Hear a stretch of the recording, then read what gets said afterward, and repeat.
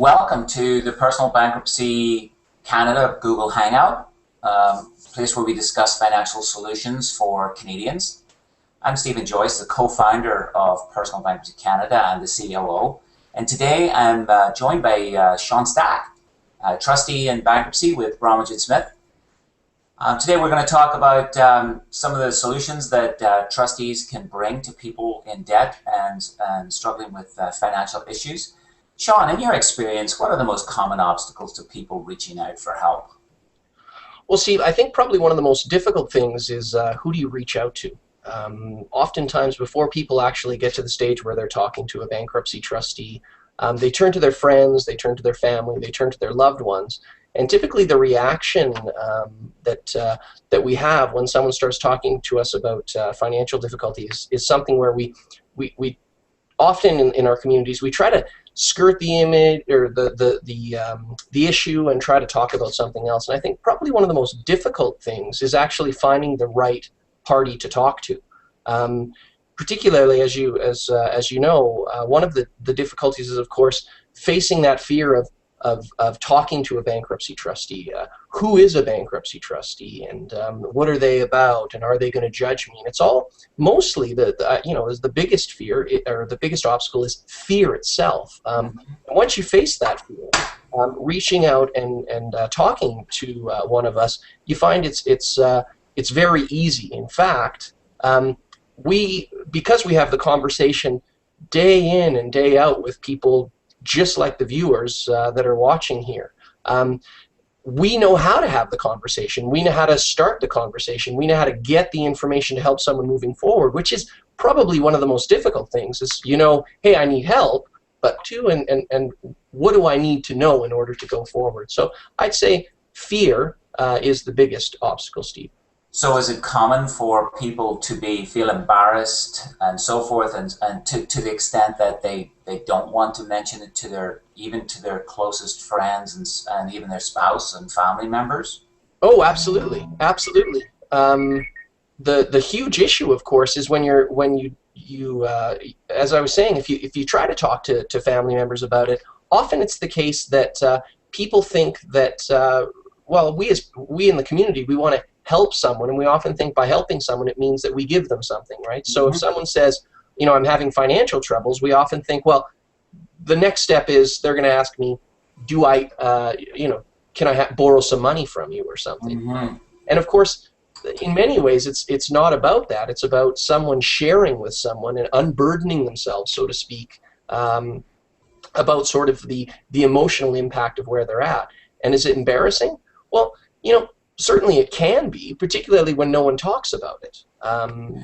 The more that we in the community discuss financial difficulties, and the more that we in the community do things just like you and I are doing right now, I think it helps normalize things, and it helps people move forward with that discussion to hopefully take away that embarrassment. I mean, there was a time where being ill, having some type of mental illness was an embarrassment, right? And nowadays we say, well, nothing to be ashamed of. It's an illness, and it's something that can be corrected by seeing the right professional.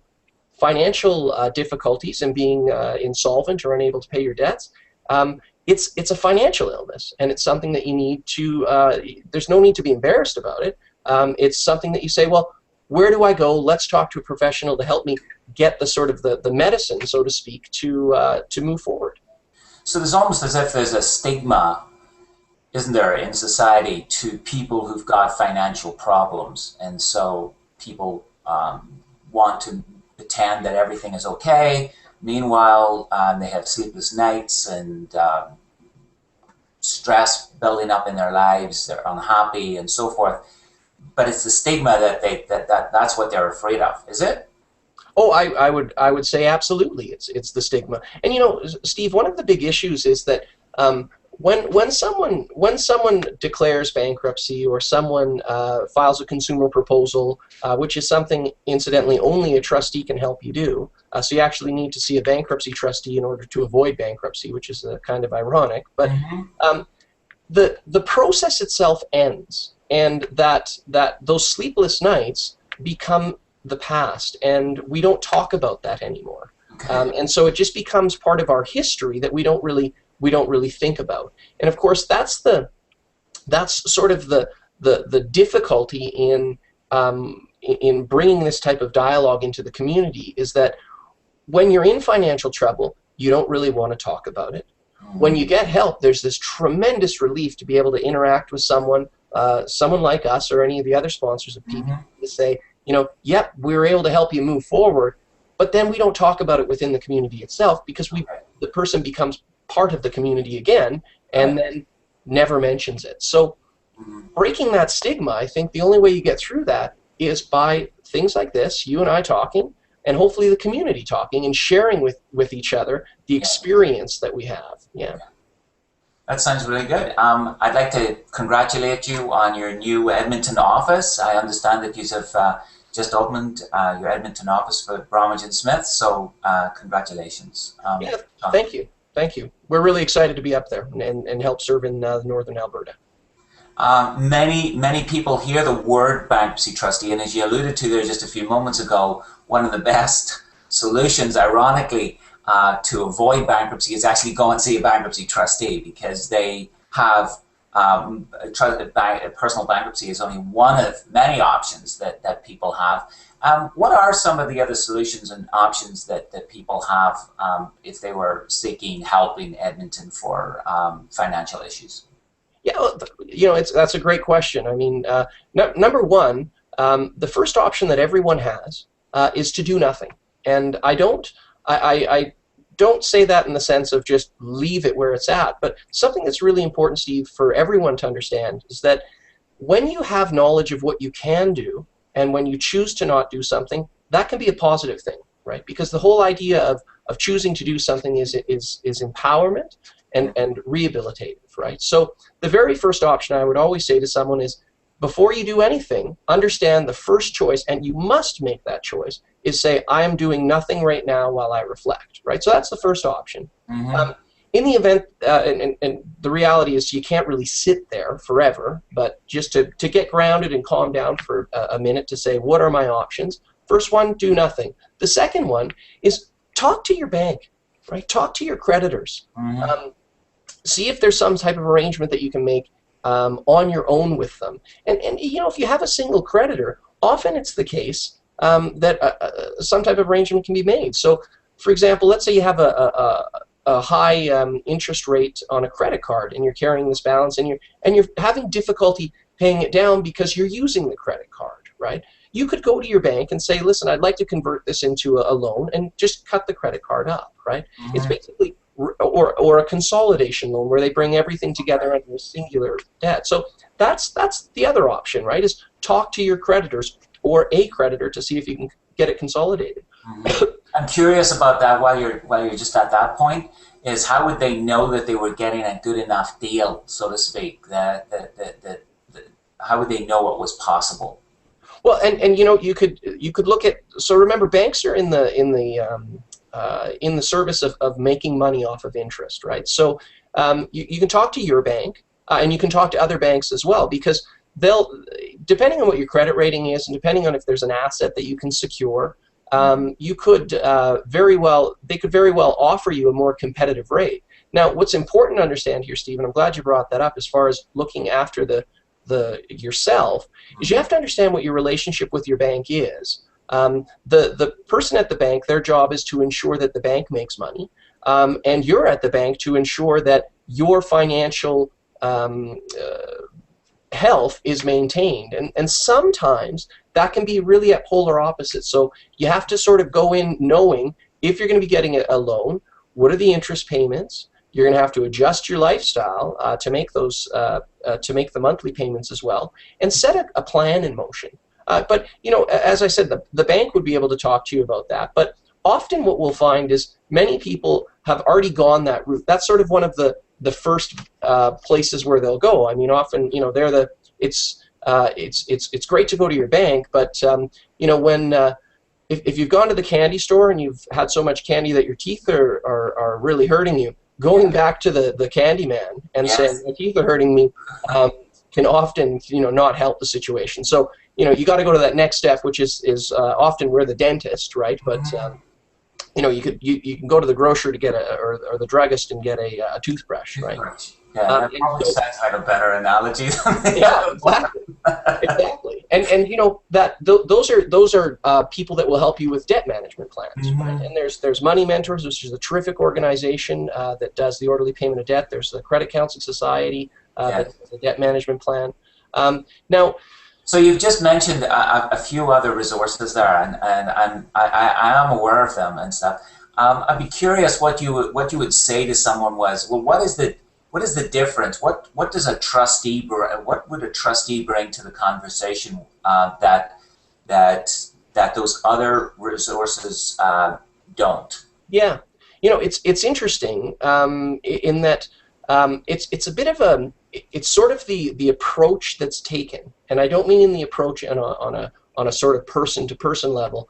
I mean it in the sense of with an orderly payment of debt situation or a debt management plan, a debt repayment plan, how it functions is it would say how much money is owed, and then it would move backwards and say, if you owe this much money and we can get the creditors, whether through legislation or through agreement, to reduce the interest or eliminate it completely within a certain time frame, often it could be 3 to 4 years, what would that amount that you would have to pay per month be? And you would pay it to that particular institution, and they would do that. So what would be happening is you'd be saying, how much do you owe? And then what's the maximum time frame? And it's a math calculation. Okay. Now so with this, so that's why we actually have a debt calculator tool at the PBC site, at the Personal Bankruptcy Canada.ca site, is to enable people to see what impact would various solutions be, right? Debt consolidation versus consumer proposal, which you haven't mentioned yet, versus well, bankruptcy is a slightly different case, right?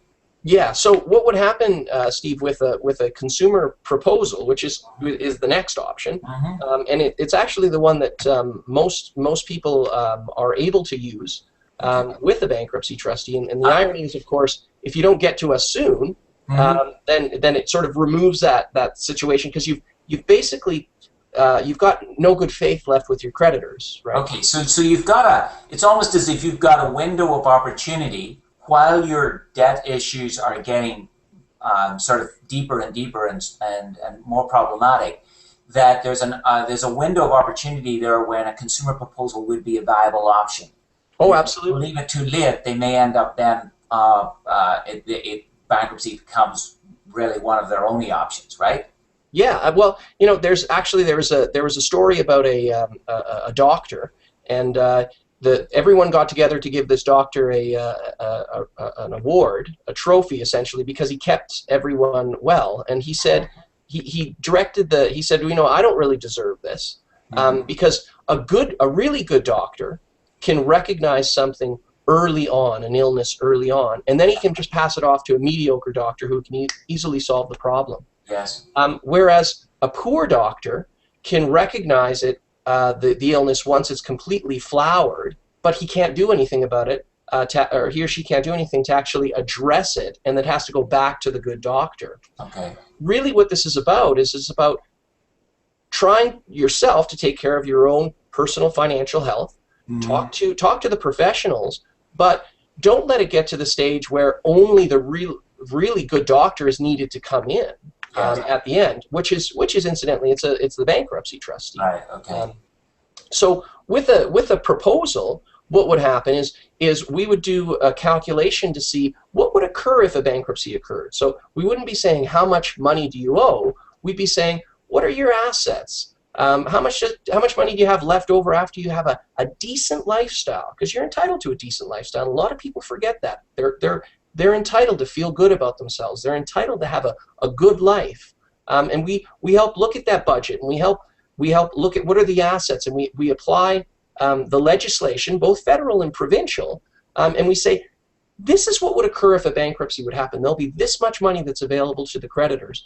And then we say, and we help the individual craft a proposal that offers the creditors something better. And the creditors then look and say, okay, well, if we accept this proposal, then we get we get more back than what we would get if they went into bankruptcy. And Steve, the reality is that's really what they want. They just want the creditors want you to avoid bankruptcy as much as you want to avoid bankruptcy. So what? So we were. There was some mention of the consumer proposal as an option. Are trustees the only people that can? They're the only professionals that can actually administer a consumer proposal? Yeah, interestingly, Steve, and interestingly and ironically, it is only a trustee in bankruptcy that offers the consumer proposal provisions of the act. And Steve, the reason for that is because a report has to go out to the creditors from the trustee saying that comparing the proposal offering to what would occur in a bankruptcy, and that's why you need that trustee. Okay. Right, for that. Okay, so it's interesting to know that, because that would be one of the distinctions between some of the other services that are possible that people see maybe being advertised late at night and so forth, is that you don't see too many trustees advertising in the middle of the night, but they do, they're these sort of quiet experts that, and rather, I mean, like gems, hidden gems in society, in the sense that they have got these tremendous skills and this power to help people with a consumer proposal, right? Yeah. So I imagine there's just quickly to sort of wrap up on this interview. I imagine that there's a variety of emotions and stressors facing individuals who need help with their financial situation. What sort of advice do you have for someone watching this video right now in terms of how to deal with that stress level in their life? Yeah, I guess my first piece of advice would be that's totally normal, and it's so very important that people understand all of those the emotional reaction of towards owing this debt, and the shame that's involved.